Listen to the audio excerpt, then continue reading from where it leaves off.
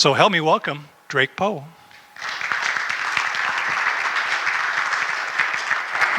Thank you.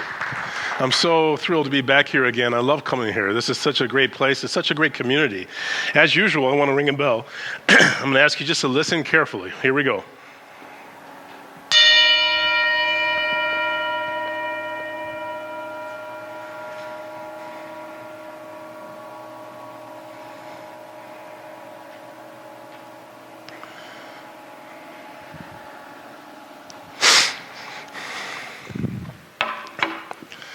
And now I would ask you all to take a nice big breath in. Big sigh. I love that. Isn't that great? That sigh, that ah sound. We can use more of those ah sounds in our life. And those ah sounds, what they do is they are opening for the heart. So the very second thing I'm going to ask you to do is if everyone all at once could point to themselves, all at once. Everyone point to themselves, right? So most people, if you're going to look around, if you see them pointing, you're going to notice that they're pointing right here, right? Or they're doing this. And if you look at people when they're really expressing something heartfelt, they may oftentimes go like this, and they go, oh, I just feel this so much. You know, they're doing this because the heart of who they are is right here. The heart of the matter is the heart, right? And I would suggest it's not the pumping heart, and that's why most people don't point to the actual pump. They point right to the center, right? That's the energetic heart. That's the star that shines out and illuminates the world. It shines out of the heart and then out of our face. I love this image right here. You can see the heart and the wings going towards the heart. Going towards the star. The star is the heart. The star is that authentic self. It's your North Star. It's what you are born to fulfill, your authenticity.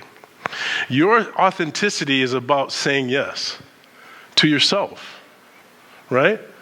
Isn't that so, what's so challenging in this life is to find our way in society, to find our way with sexuality. You know, all the different ways that we need to find. But oftentimes we're trying to go out and be reactive and come back, but really it's always right here. It's about saying yes. It's about saying yes to life. It's about having more of a yes to life. Have you ever gone on a trip that you dreaded going on? And like beforehand, you're starting to get that feeling, get that feeling in your stomach. And that day you wake up, you got to go. You know, maybe you're going to see your family, you have issues there, and you're concerned about getting caught up in old drama. Maybe, it's not me. But maybe some of you have in-laws. You're like, oh God, I got to go see my in-laws. You know, any kind of difficult trip. Sometimes it may even be something you're looking forward to, but just the idea of traveling in today's world is different than it used to be. I remember when traveling was exciting. You know, you got on the airplane, it was, wow, you got great food, they had that time is over. When I go on a trip right now, I feel like I'm a dentist. You know, the person in front of me leans back and I'm like looking down at their face. Should I give you a shoulder rub? You know. So traveling doesn't have the same fun for me that it once had. So I could find myself dreading it. Well, I would like to suggest to you that's the way a lot of people live their life every single day. Every single day they get up and they have to go to work and they're like, ugh. Do you remember that commercial here in the United States? If you were here in the United States, 30 years ago, there was that commercial where the guy got up every day. Time to make the donuts. Time to make the donuts. Remember that? It didn't look like fun. There's someone I see regularly. I see him, quite regularly. I say, hey, how's it going? He goes, same as always. And I go, me too. Me too, because we are in the same relationship that we're always in. I'm in this affirmative relationship. I'm committed. I'm determined to say yes, to have more of a yes to life. I have a very, very close friend that this is when it really occurred to me. He was telling me he had less of a no. Like he's a very talented musician, and when people would come to him to ask him to play with them, to rehearse with them, he would say, well, he had less of a no to rehearsing with other people.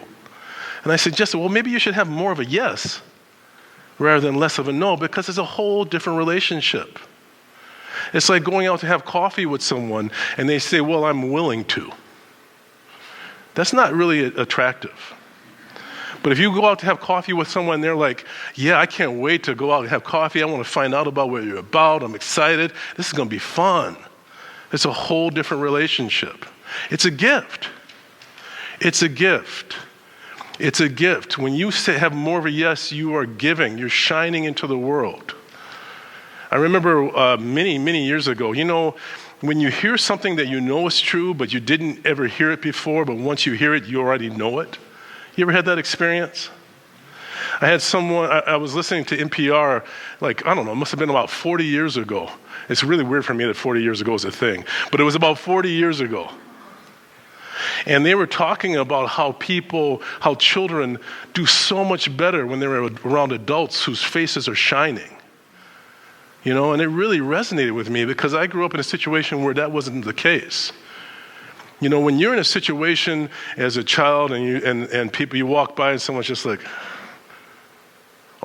as opposed to, hey, how are you today? What's going on for you? It's a whole different relationship. People grow in that, not just children, adults. When you have this relationship to talking to someone, I remember, and this is not to put police down, but this is just something that happened. I remember one time, this was before Mr. Floyd was murdered. I went up to a policeman. I said, hey, I just want to tell you I'm really appreciative of your role. It's important. And he turned around and he goes, what do you want? Well, I'm just saying in every role, if we are shining, we create a warmth. When the sun shines on you, it creates a warmth and it makes a big difference. So I'm asking you to have more of a yes. Recognize that every single day is a gift. You have so many opportunities to say yes every day, so many moments of kindness, so many moments to appreciate someone, to appreciate that clerk. At a convenience store, you think that's a fun job? Wow, thank you so much for what you're doing. The barista, wow, thank you. Thank you. I was at a coffee shop one time, and I bought a coffee for the person behind me. He was so shocked. He was like, wow, thank you. And I sat down, and a little while later, there was a woman who came up with a child, and she had forgotten her wallet. And the guy I bought the coffee goes, hey, I can buy a coffee for you. Her face shined, her child's face shined. I was seeing this echo, how it occurs. You don't have to see the result. You just have to commit to the choice of saying yes. Saying yes is a matter of scale. When you are in a phone booth with you guys remember what a phone booth is? Okay, I had to be careful with this, you know what I mean? In one of my classes recently, I used the example of a Rolodex. And there people were like, what's a Rolodex?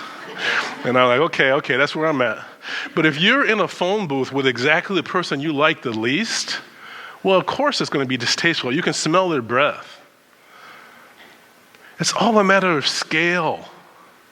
Are you stuck at the level of the challenge? Or do you recognize that you're bigger than the challenge? Homeostasis works for us, right? It's the way that we maintain our weight. The reason that you basically have the same weight is because of homeostasis. Your blood pressure maintains its regularity through homeostasis. So it works for you. It also works against you. If you are morbidly obese, if you're 750 pounds, homeostasis works to keep you at that weight. If you're stuck with a relationship to no to the world, you wake up and you get that feeling every day. When you get that feeling of waking up, I got to go do a job I don't want to do you really think you're going to be that much fun at breakfast? Right? Homeostasis is when we get to the point that we know what's true.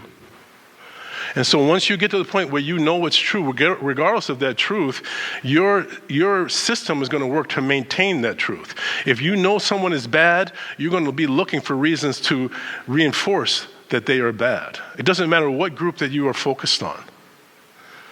You're going to find news all day long. And the way that our system works to try to keep you inflamed because the system makes more money when you're inflamed.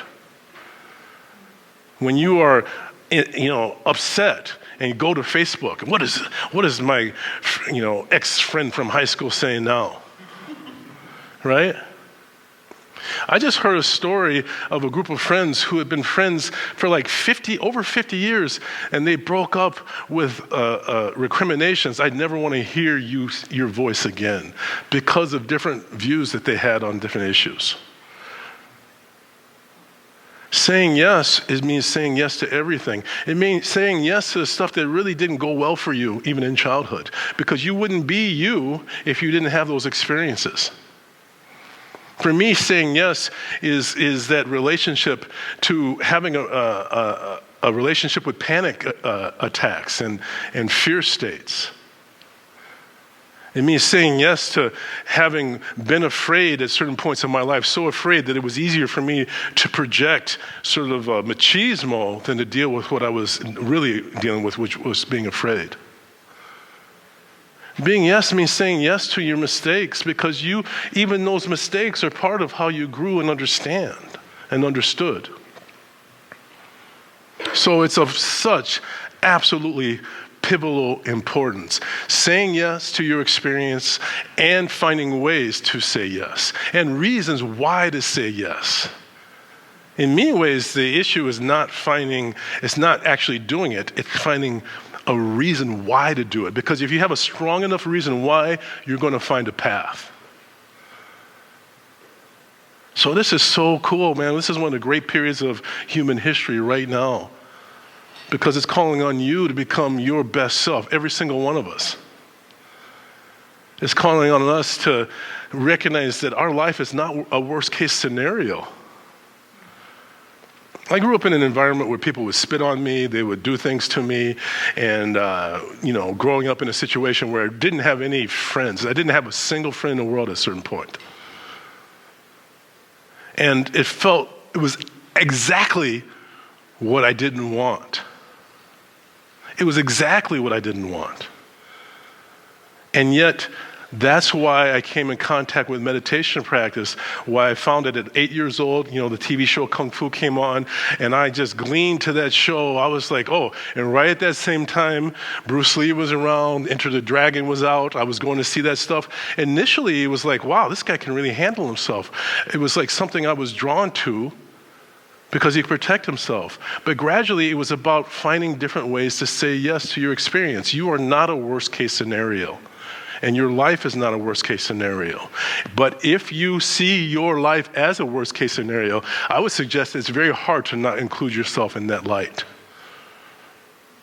If everything is covered with tar, you're going to get tar on yourself. And tar is very, very sticky.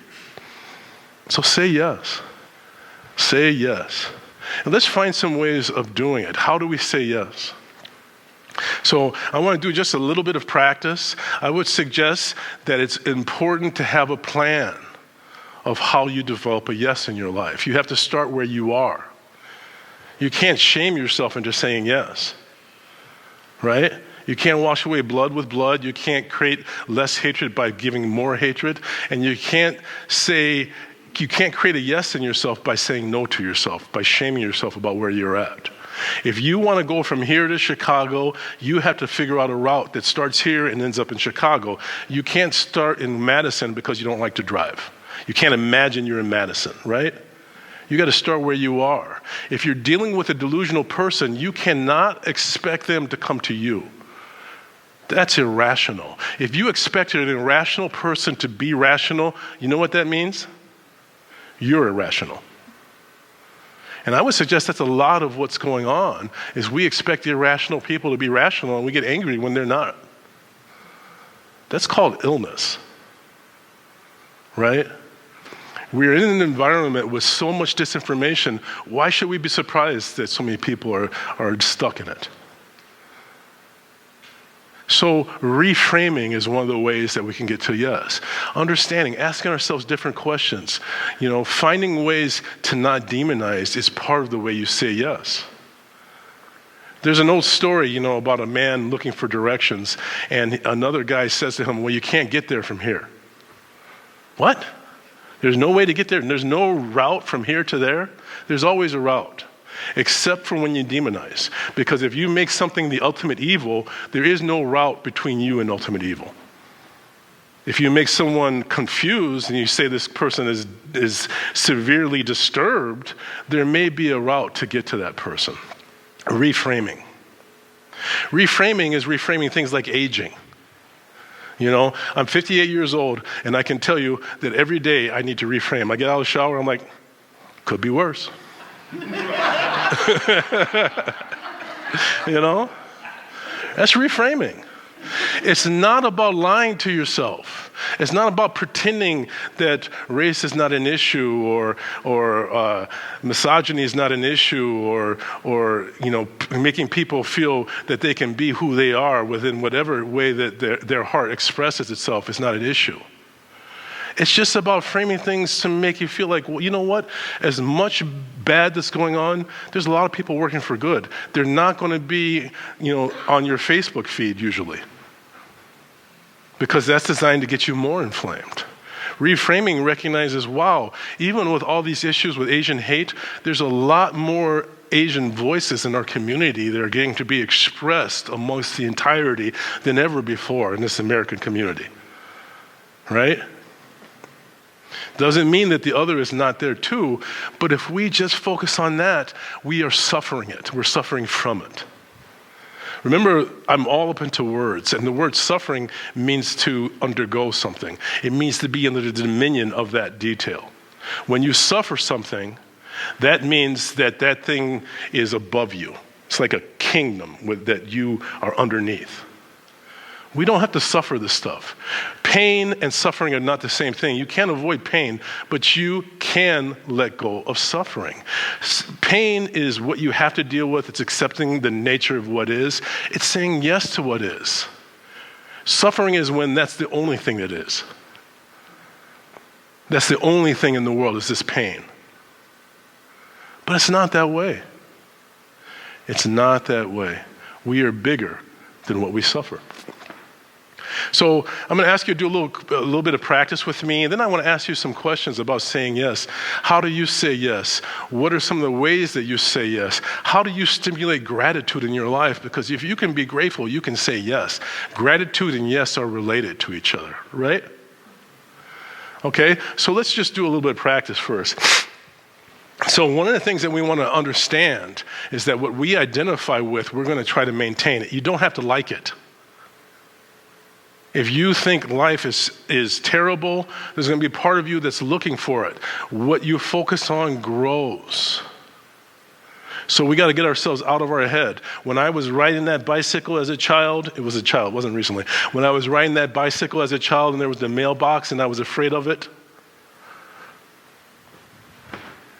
right? We're going to go towards what we feel most intensely and towards what we speak to most intensely. What are you talking about most of the time?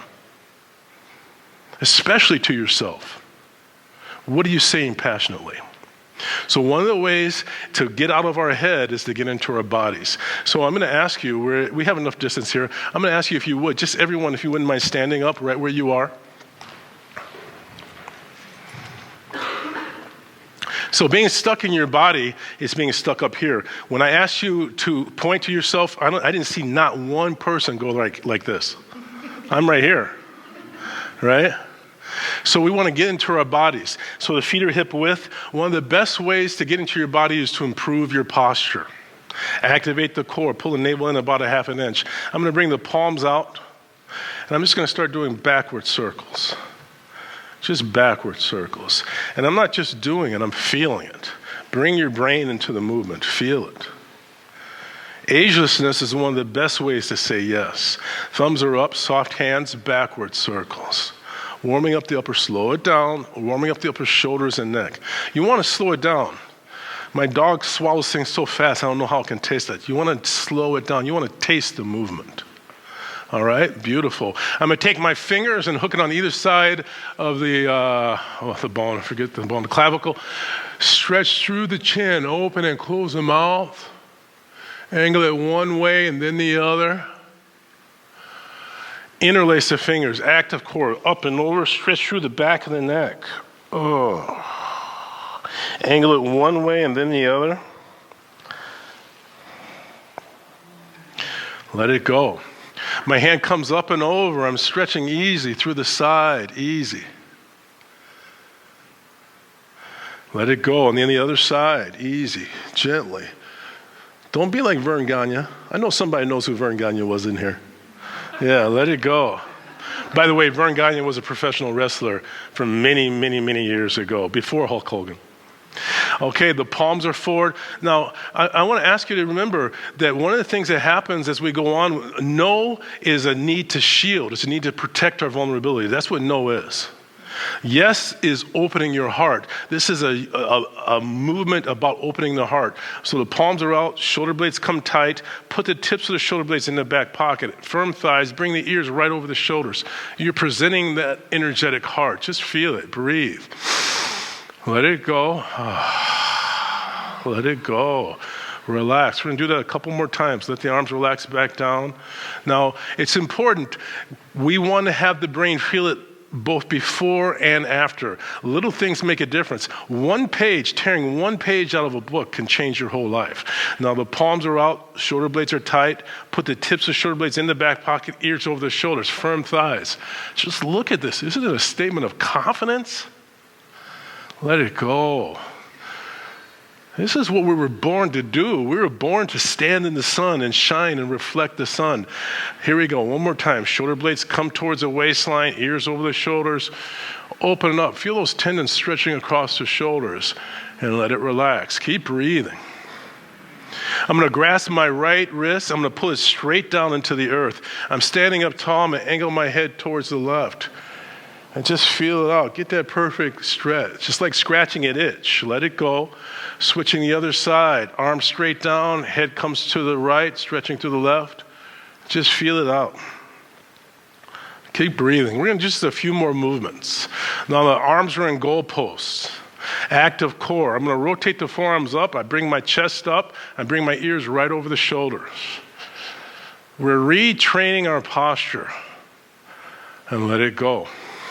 One of the main things I'm into is agelessness. Agelessness. Hey, being young is a horse that's riding in the distance for me. Okay? Agelessness is something else. It's something you don't have to be pretend like who you used to be. There's something in you that is not aging. We want to make contact with it. Here we go. Rotate, chest up. Breathe, ears over the shoulders. Retraining the body. Let it relax. One of the things that happens when you're afraid and stressed is gradually your head begins to stick out and your shoulders begin to come forward. We want to begin to shift that, okay? So let's go into this one more time. Rotate, chest up, ears over the shoulders. Breathe. And let it relax. The head begins to stick out. It's one of the ways that people subliminally know your age is your posture. My hand is right underneath my chin. I keep my chin level. I don't want to be going up or down. I'm going to bring my head forward and then bring it all the way back. Keep the chin level, not up or down. You're retraining the muscles of the neck. And let it go. Now feel where you feel the fatigue. That's telling you something. You're probably going to feel it in the front or in the very back. We're going to do this 2 more times. Come forward and come all the way back. Active core. Breathe. Now, when you do this at home, you would do it for about 5 full breaths. Let it go. This alone, if you do this posture series regularly, it will change your life. I love little things that make big differences. This is the last time. Coming forward and come all the way back. Keep breathing. And let it relax. This is so easy to do. I'm going to take my right hand and place it on my left shoulder. I'm going to see if I can put my right ear on the front of the right shoulder, not the side, but the front, and play with it. Only you can feel that perfect stretch, that big, powerful muscle. Let it go. I'm going to take my left hand, place it on the right shoulder. I'm going to put my left ear on the front, not the side, but the front of the left shoulder. Keep breathing. Let it go. Now I'm going to ask you all to have a seat again.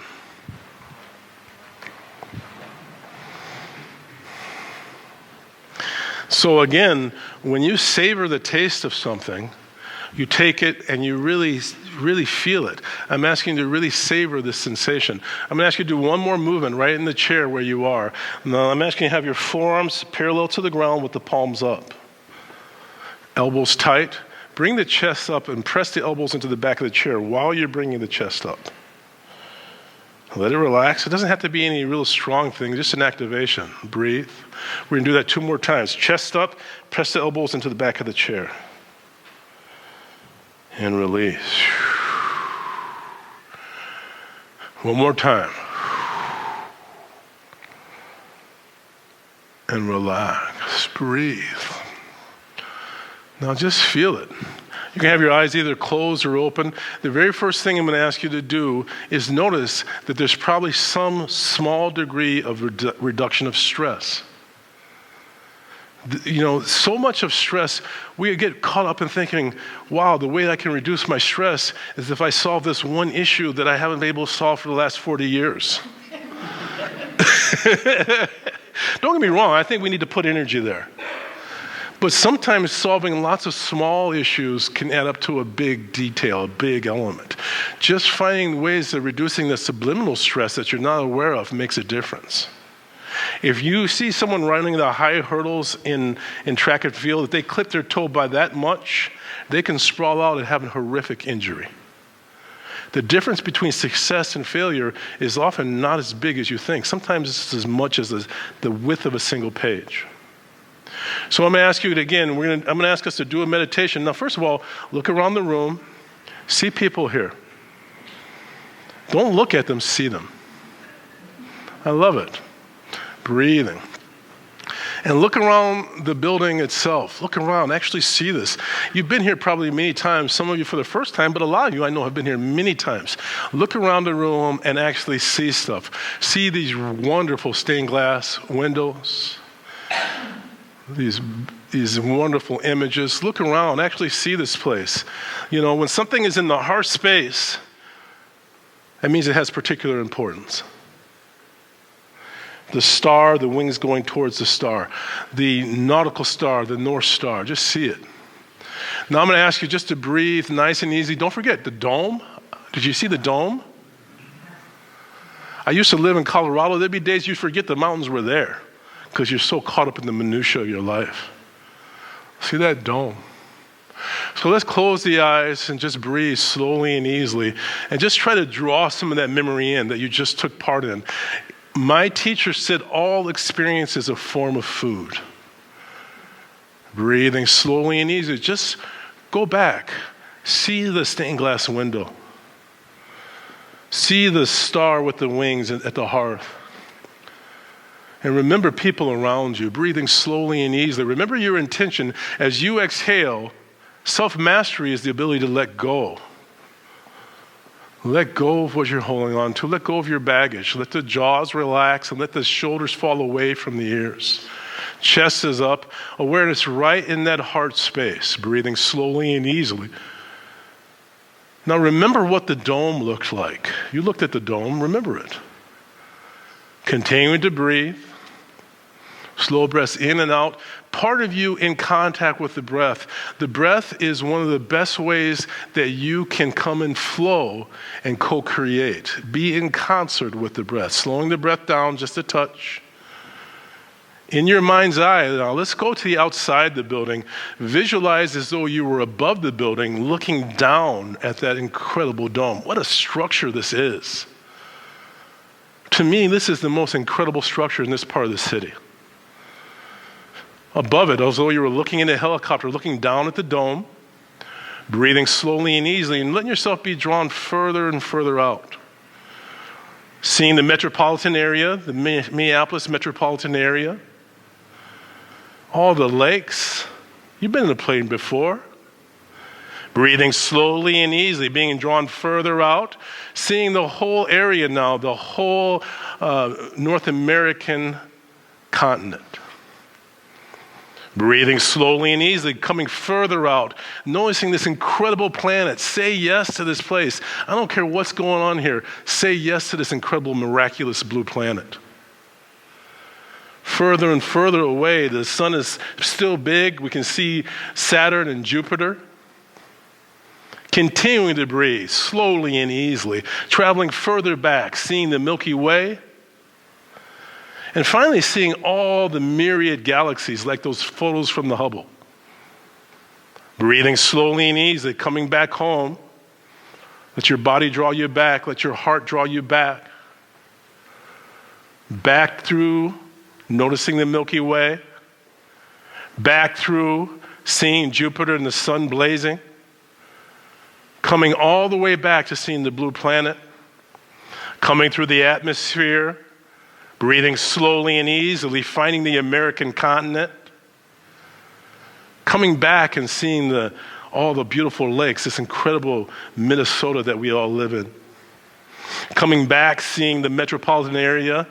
Coming closer, don't forget, we got to find the dome. All the way back to the dome, back in the building, and back to your body. Breathing slowly and easily, centered awareness right in the heart. Let that heart shine. Breathing in the yellow light from the sun and shining white protective light around you. Let's take a breath in and sigh it out. Let the breathing come back to normal. I'm going to ask you to place your right hand right on the heart and left hand over it and breathe right into the hand. Just breathe. You can choose to say yes, even with all that's happened. You can say yes to your life experience. Eyes opening. Now, that may have worked for you, it may not have. It's okay. Not everybody likes the same food. Doesn't mean the food is bad if you don't like it. It just means that you need something else. But every day, I'm asking you to do something soothing and calming for your nervous system. And every day, I'm asking you to do something that manifests the life more abundant. Doing something that manifests a yes. Finding something you're passionate about. You can work for change in the world and have everything going on that's going on, but you can find one area that you have some control over and begin to channel your creative energy into it. Success is infectious. Confidence is infectious. And yes is infectious. We have to have some relationship to yes. So anytime you do a practice, it's important to notice it right afterwards. And you want to kind of have a sense of what happened because you want to create your own recipes. So what we did today was we did the opening. We did all the posture opening. Right? And then we did a little bit of breathing, and then we did the visualization. I just want to check in. I want to ask you how that went for you, but I also want to ask you about your notion of what it means to say yes. How do you say yes?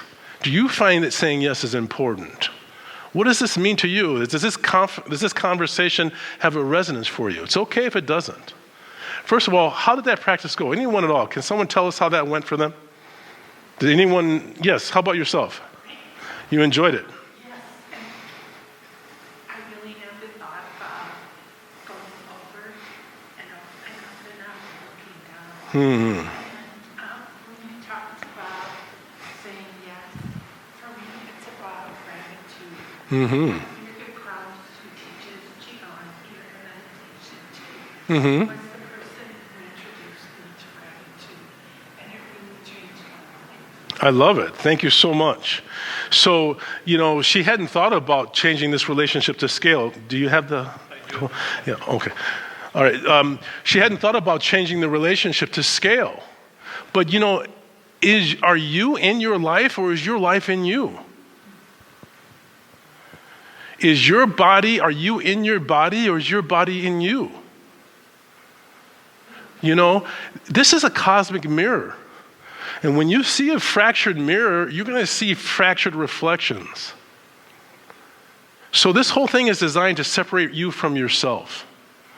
Because the society, in many ways, is caught up in egocentricity, that relationship between self and other. But if you see it all as being within you, it has a different relationship to it. If this is the beginning of your life and this is the end of your life, and by the way, this is before birth and this is after death. So if this is the beginning of your life and this is the end of your life, that moment when people leave the room, they think, well, or even when you're in that process of passing away, I've seen that happen. I've seen important people who suddenly weren't important when they no longer had agency in the world to others. I want to suggest you're still important. It's still important to say yes. How about someone else? Can someone share how those practices felt and how if this conversation makes a sense to them? Anyone at all? Yes. It felt great. I really loved it. I really felt like I took a journey. I love it. Yeah, it was fun. And I think for me, being present is probably the most important sort of lesson, the takeaway. If I can be present at all times, everything sort of exists in the present. So saying yes to the present. I love it. Saying yes to what is, and that includes to who you are. It doesn't mean lying to yourself about feeling pain about the past. It just means that we understand. Think about the people you have really respected. How many of them did you respect because of how they met the challenges of their life? Our challenge is the opportunity to become our best self. If you see a lack of kindness, well, it's fortunate that you are a magician. You create kindness. So thank you so much. Can we get a couple more people who can express what they feel? I think when it comes to saying yes, it's just creating that expansiveness in your life. I found if I've just I remember eye rolling once when someone said, do you want to run a 5K? And I was just like, well, that's not me. But that is about having that rigid idea of yourself. Whereas when you start to say yes, you're really opening the door for the universe to create magic, because you're not just doing the same things every day. You're doing new things where newness, new people, new experiences can appear. So that's what saying yes means to me. I love it. I love it. One of my favorite sayings is "my sea meets your shore," meaning that, how the water fits the shore perfectly. It's adaptive. It's not forcing the shore to be what the water is suggesting. It's fitting every nook and cranny. It's deep listening. If you want to learn how to de-escalate, and I want to suggest that you create a de-escalation template, that you have a system of how you're going to de-escalate conflict. A lot of it comes from deep listening. So thank you so much. Okay, we have someone here after. Yeah, go ahead. We have a couple more people, so go ahead. Yeah, I just felt bigger, more expansive, more alive. Aliveness is the big thing. It's more a part of the cosmos. I love it. And when we have that size, we can come up with solutions unexpected. Thank you so much.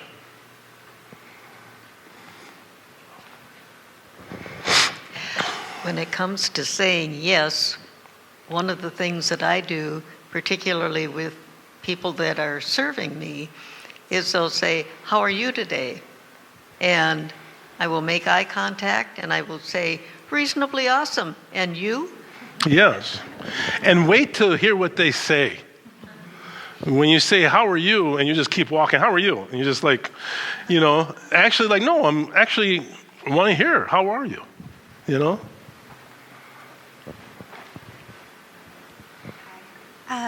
I had an interesting experience when you said, visualize the room, remember the room, and I realized I looked at things, but I didn't take them in, and then I began to kind of go out farther, which was interesting too, because to your point, I hadn't really thought about going as far out. I felt like I really went out to where it was almost dark, and then it was just such a joy to come back. And then when I opened my eyes, I just had to take it in and look at things a little. Yes. I opened my eyes, I think, sooner than I was supposed to, but there was a really gold color in the room, and I don't know if that's because my eyes had been shut, but I just, there was a glow, and I was like, oh, and then I started paying attention, so that was I love it. If we're just looking, we're not going to see. I just did, I'm doing a 40-day video series, having more yes on my YouTube channel. And one of the elements I talked about was the Wizard of Oz. And using the Wizard of Oz as a teaching tool. Being aware of how Dorothy lived in this gray Kansas. And all of a sudden, she stepped into this technicolor reality. It wasn't like it was easy there. They had the Wicked Witch there. They had all kinds of different dangers. It was still a challenging environment, but I guarantee you it was more joyous than Kansas. To be vulnerable is to be present. You can't be present without being vulnerable. And if you insist that you're not vulnerable in any way, if you insist that you're the biggest and the best who's ever done anything, you're not going to have the vulnerability that allows you to really adapt to the reality of what is. Saying yes to vulnerability is saying yes to power. And again, recognizing it. It's inside of you. This is a mirror. If you want to change what you see, you have to start at the beginning of the equation. I grew up in an environment where I knew I was right. I knew I was right. I mean, you couldn't have told me I wasn't right. I was being spit on as a child. I knew that wasn't right. I was having people, I had to go a different way home every single day. But human beings don't do well with knowing they're right. Have you noticed that? And the more right I knew, the more I was radiantly hostile in my environment. You can be right and wrong at the same time. One of the most important events of my life, having grown up where I did, I grew up in Chicago. I grew up in a super intense racial environment. And I also grew up going to my cousins who were in the projects, so I was fortunate enough to see it wasn't just one group, that there was something in us. But I had so many events, I can't even tell you the intensity of the experiences I had. And then one time I came here when I was 26 years old. And I was in Dinkytown, and I was in a coffee shop, and I started getting this feeling that somebody was hating me, because I used to have to pick it up early. And I was looking around the room, all of a sudden there was a guy gazing at me. It was like a romantic movie. All of a sudden the lights dimmed, but he and I. And suddenly I couldn't hear anything. And I'm going to tell you what, you may not be able to tell it now, but at 26, I was pretty put together. If you stepped to me at that age, you had something that made you feel that you had I forget what is another word for trump card? Can anyone tell me another word for trump card? Ace. Yeah, let's say you had an ace, a hidden ace, okay? And so all of a sudden this guy got up. It was about this time of the year, and I could see he was put together too. He's about 6 foot, and instead of walking straight out the door, he circumvented where I was and went out the door. He went outside, he took off his shirt, he took off his jacket. This is, when I was 20, I'm 58 now. When I was 26, there weren't a lot of tattoos. He was tatted up. All kinds of material, swastikas, all kinds of material oriented towards that kind of mindset. And I said to the person I'm with, I'm going to go talk to this guy. Now, you have to understand, I grew up fighting. This was a radical shift for me. I went out and I said, hey man, I can see that you really hate me. It's pretty clear. And I can see that you wish I was dead and everyone liked me, but I just want to understand, how did you come to this thought process? What was your process? He began to tell me what his thought process, his life story. And in the process of telling me his life story, he forgot who he was talking to. He shook himself, and all of a sudden his eyes welled up with tears. He says, thank you, and he walked away. It was one of the turning points of my life. I don't know if it changed his life, but it changed mine, because before that, I was like, you MFer, and we would be like, blah, blah, blah, blah, blah. You change your heart, you can change the world. Does anyone else have anything they want to share about saying yes, or about those practices? And I'm asking you, yes means listening to your own intuition. Yes means your own authenticity. Yes means shining from your heart. So your concept of your heart your concept of yourself comes after your heart's radiance. Your heart is here. Your concept of yourself is actually external. Your concept of yourself is a definition that you have co-created with the conditioned world that you have been involved with.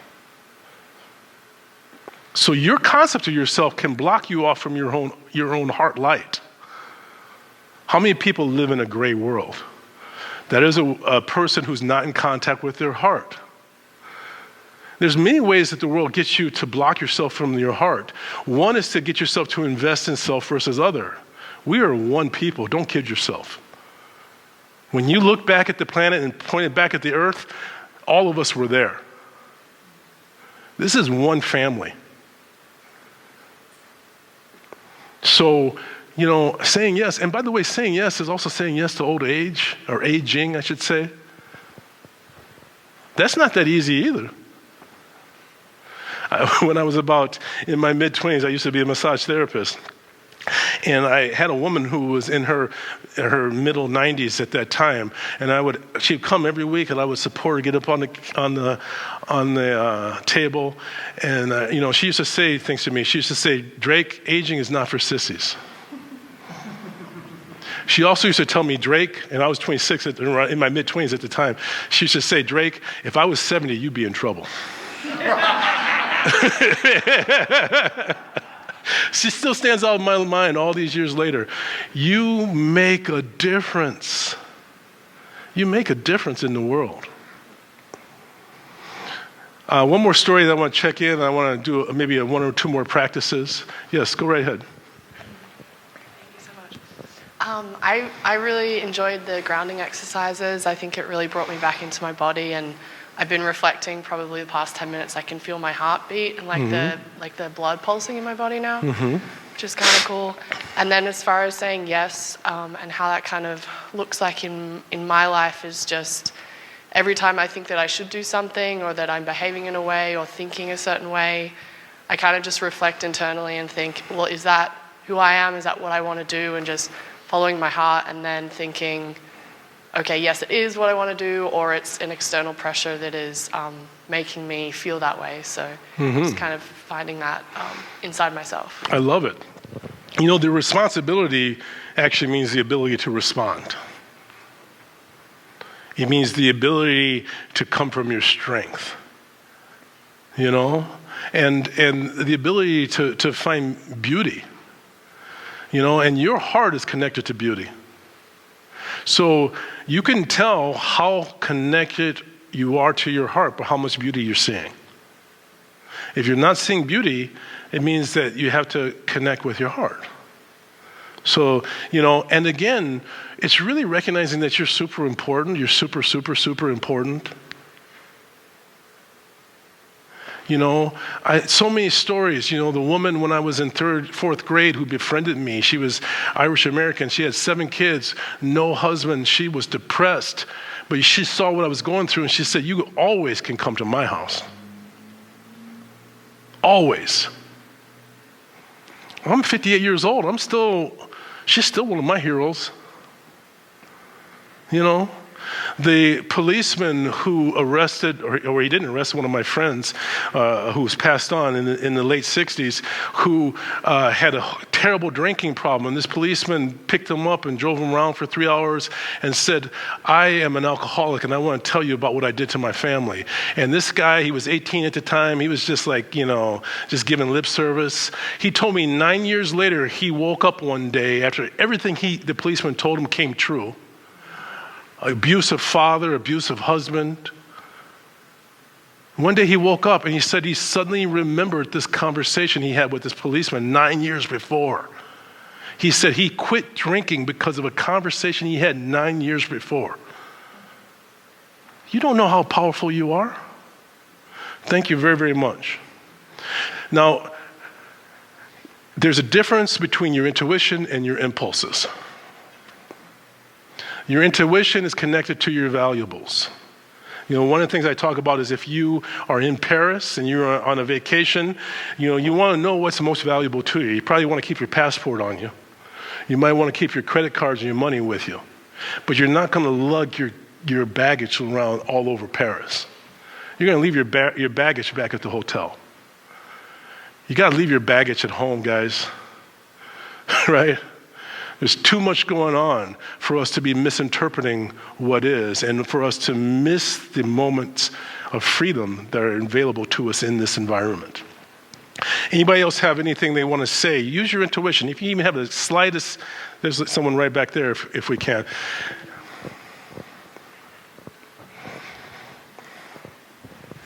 Yeah, I was just really touched by your story talking about the swastika guy, because it reminded me of a situation I had when I was actually still a child, and it was two men like that. And luckily a guy who was about your height came around the corner, and also your colour, and kind of helped me out. But I guess it was empowering because you were talking about saying yes, and in those situations, quite often I just think fight or flight.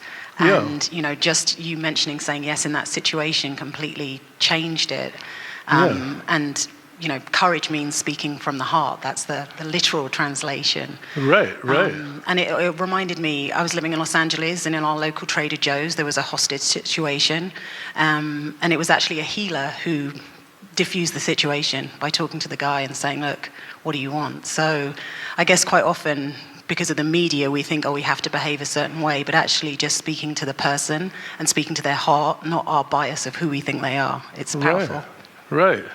It's like being a good actor. They say that good acting is actually good listening, right?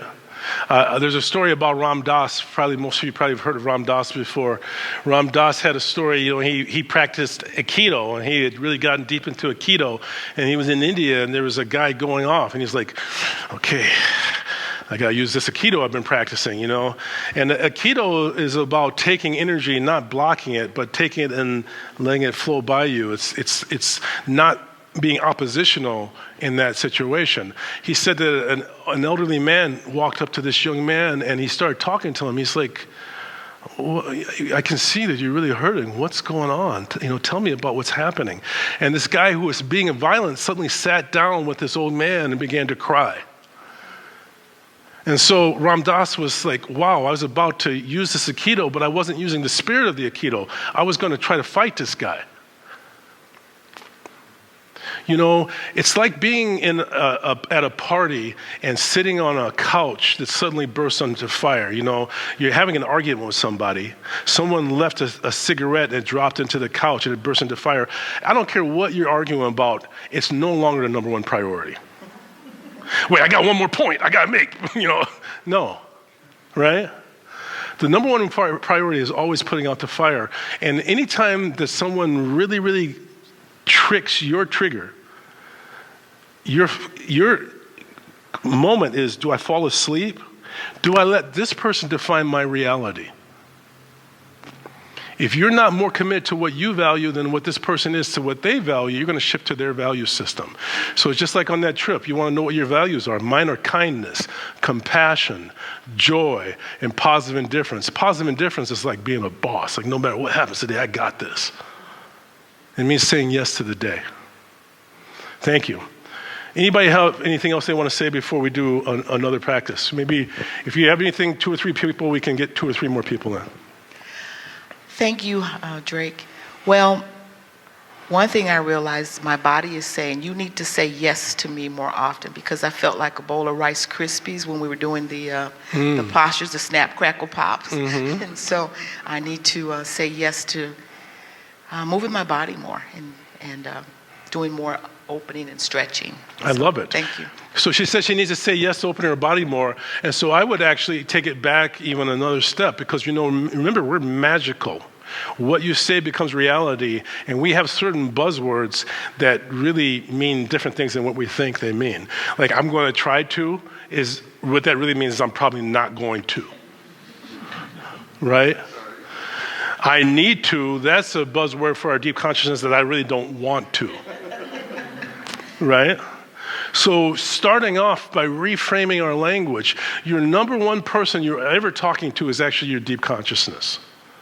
So saying it in a way like I aspire to, Thank you. Thank you very much. Okay. So let's do one closing here. I'm going to ask you to slow your breathing down and activate the de-escalation template. Every time you have a crisis, I'm asking you to remember this. First thing you do is slow your breathing. Drop awareness into your lower abdomen. There's a spot an inch below the navel and a half an inch in called the hara, H-A-R-A. So we're asking you to do 2 things. Slow your breath and drop your awareness into the hara. And notice subtlety. I just heard a car drive by. I can hear the fan. So now we're doing 3 things. We're slowing the breath, We're dropping awareness into the hara, and we're noticing subtlety. The final detail is in your mind. Say the phrase, I am. So slow it down. As soon as you have a conflict, slow the breath. Drop awareness into the hara. And notice how your clothes are fitting across your shoulders. I am. Right into the heart. I am. I'm going to ring the bell. I'm going to ask you to listen carefully. Here we go.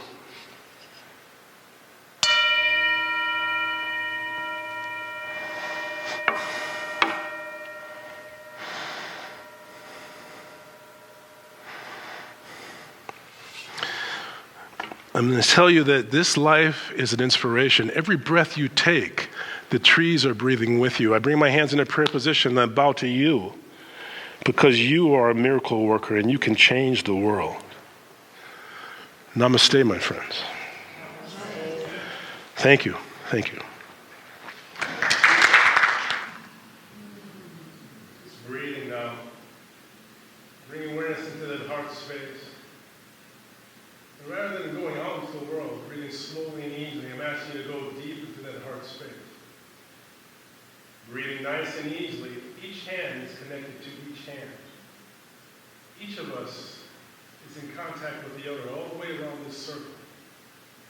Breathing, each heart is connected to each heart. If you go deep enough, our hearts are connected. Let's live that way today. Let's take a nice breath. And a great sigh.